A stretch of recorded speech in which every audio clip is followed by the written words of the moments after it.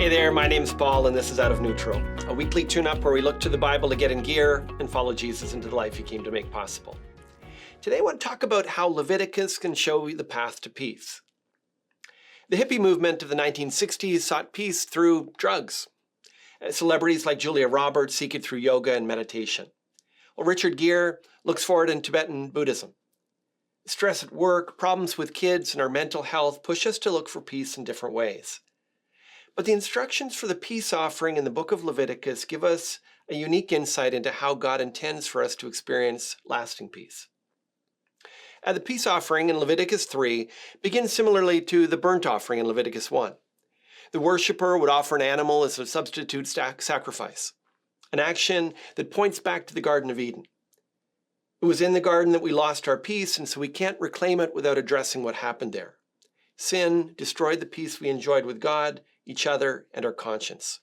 So God uses his sacrifice to point to his means of resolving that problem. The sacrifice of the peace offering teaches us you can't find peace without dealing with your sin. If you're at war with God, your neighbor, your brother, no amount of meditation is going to make it easier to sleep at night. To know peace, you need to end the war, at least as far as it depends on you. The sacrifice that begins the peace offering points to Jesus' sacrifice on the cross. As Romans 5:1 says, we have peace with God through our Lord Jesus Christ. Some people have confessed their sins, made peace with God through faith in Jesus, but they still struggle to feel that peace. That's where the peace offering is so helpful. The peace offering was prepared as a meal.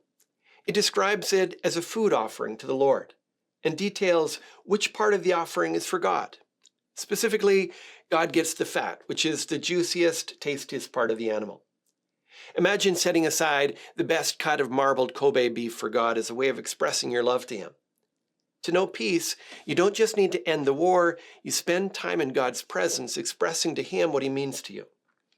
Separation from him robbed us of the peace that we crave, and so drawing close to him fuels that peace and deepens our experience of it. The unique thing about the peace offering was that it was enjoyed in the context of a group meal, a kind of shalom party.